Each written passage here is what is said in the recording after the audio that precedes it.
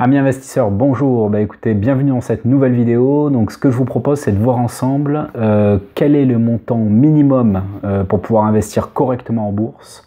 Et je vous propose également de voir ensemble quel est le montant que je vous conseille de ne pas dépasser lorsque vous faites des investissements boursiers.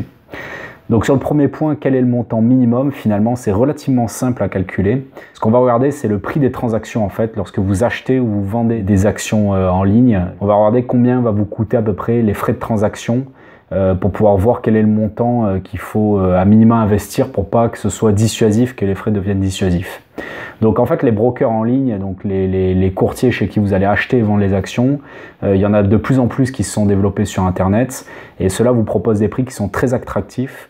Donc on a par exemple pour un certain nombre d'entre eux les prix les plus bas du marché, on retrouve à peu près à 1 ou 2 euros de frais de transaction sur des achats ou des ventes de plus ou moins 1000 euros.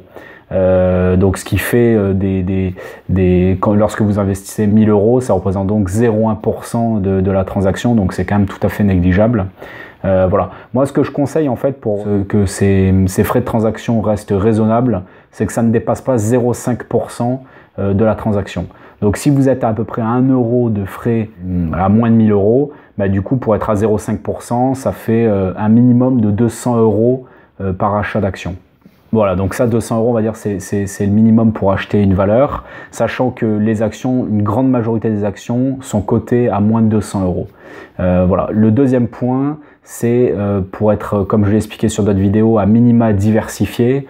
Moi ce que je conseille, c'est à minima une dizaine de valeurs. Donc si vous achetez pour à peu près 200 euros par valeur, x 10, ça fait à peu près 2000 euros. Donc on va dire, moi j'aurais tendance à dire que le ticket d'entrée donc pour pouvoir investir correctement en bourse, c'est 2 à 3000 euros de patrimoine initial. Voilà, donc ce montant finalement se calcule relativement simple. Maintenant, ce que je vous propose, donc comme je le disais, c'est de voir quel est le montant que je vous conseille de ne pas dépasser.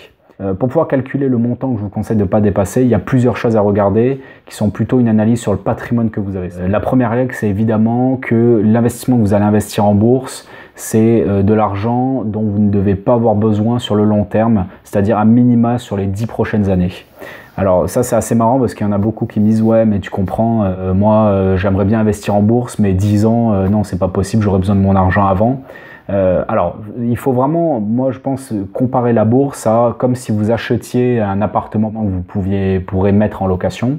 Lorsque vous achetez un appartement que vous mettez en location, on est bien d'accord que vous partez du principe que vous achetez cet appartement pour au moins 5 à 10 ans, sinon ça n'a pas de sens. Vous n'allez pas acheter un appartement, le mettre en location pour le revendre 6 mois après. La bourse, c'est exactement pareil. À partir du moment où vous investissez en bourse, il faut vraiment avoir une vision long terme, donc une durée de temps de 10 ans minimum. Ça me paraît tout à fait tenable. La deuxième règle, c'est avant d'investir en bourse, il faut que vous puissiez vous constituer une épargne de précaution. Comme l'argent que vous allez placer en bourse, il va être bloqué pendant au moins une dizaine d'années, c'est ce que je vous conseille de faire. Évidemment que vous n'aurez pas l'accès à cet argent-là pendant cette période-là. Du coup, il vous faut une épargne de réserve en cas de besoin d'argent rapide que vous n'aviez pas anticipé. Donc moi, ce que je vous conseille, c'est en fonction de vos revenus, c'est d'avoir entre 3 à 6 mois de salaire en épargne de précaution. Vous laissez sur vos livrets A, livrets LDD, vraiment de l'argent qui doit rester liquide et que vous pouvez utiliser à tout moment. Donc ça c'est vraiment très important et au-delà de, c'est à partir du moment où vous dépassez cette épargne de précaution, vous allez pouvoir du coup investir sur le marché boursier. La troisième règle sur le montant maximum à pas dépasser, ça va être en fonction de votre âge. Évidemment comme la bourse est volatile dans le temps, plus vous êtes jeune, plus vous pouvez vous permettre de prendre des risques. Donc moi j'aime beaucoup l'équation qu'on retrouve dans certaines publications académiques qui est que vous pouvez investir en bourse 100 moins votre âge % en bourse.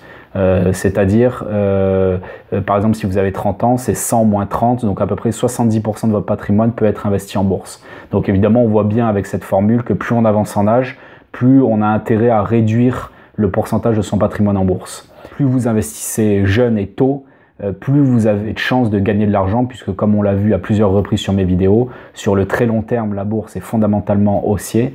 Donc plus vous êtes long terme, plus vous êtes jeune, plus vous investissez sur le long terme, plus vous avez de chances de gagner. Le quatrième point sur quel est le montant maximum que vous devez investir en bourse, c'est avant tout investissement, c'est déjà investissez pour vous former. Donc en achetant par exemple quelques livres sur la bourse, donc je ferai une vidéo là-dessus d'ailleurs pour vous conseiller d'un certain nombre de livres qui me semblent pertinents lorsqu'on débute l'investissement boursier. Voilà, donc avec l'ensemble de ces paramètres, ça vous permet de voir à peu près dans votre cas de figure, dans votre situation patrimoniale, quel va être le montant maximum que je vous conseille d'investir en bourse, sachant que finalement, dans un certain nombre de cas de figure, ce montant maximum va être inférieur au montant minimum qu'on a vu précédemment. Par exemple, quelqu'un qui aurait absolument pas aujourd'hui d'épargne de précaution, je lui déconseillerais d'investir ne serait-ce que 1 euro en bourse, éventuellement acheter des livres pour se former, mais pas d'investissement boursier, parce que si à un moment il a un coup dur, il a besoin, comme je le disais, de sortir de l'argent rapidement, à partir du moment où vous mettez 1 euro en bourse, il faut vraiment partir du principe qu'il va être bloqué sur les 10 prochaines années. Voilà, donc maintenant on peut faire un petit exemple. Quelqu'un qui a 30 ans et qui gagne 2000 euros par mois, ce que je vais lui préconiser, c'est d'avoir un minima entre 4 et 6 000 euros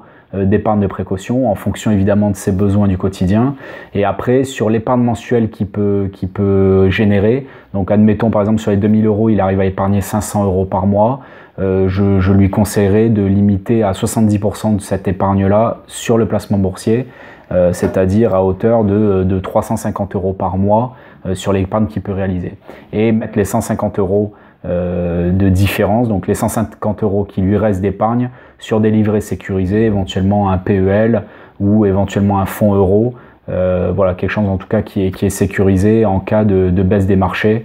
Ça lui permet de limiter un peu la volatilité de son patrimoine. Prenons un deuxième exemple, quelqu'un de 40 ans qui gagne 3 000 euros par mois et qui a un patrimoine de 100 000 euros sur des livrets, mais qui n'a pas la possibilité d'épargner. Alors à cette personne, je lui conseillerais de garder évidemment sur les 100 000 euros, d'avoir au moins 10 000 euros d'épargne de sécurité et de faire le raisonnement donc sur les 90 000 euros restants.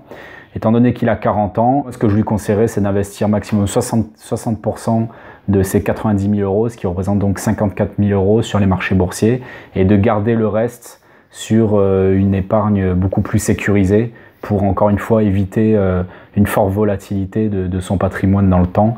Voilà. Malgré tout, voilà, étant donné qu'il a 40 ans, il peut encore tout à fait être long terme sur l'investissement boursier, d'où le fait qu'il peut quand même avoir une stratégie relativement agressive en ayant une bonne partie de son patrimoine sur les marchés. Voilà, bah écoutez, j'espère que cette vidéo vous a intéressé. N'hésitez pas à faire des commentaires si vous avez des questions et à vous abonner si vous souhaitez être informé des prochaines vidéos. Je vous dis à très bientôt.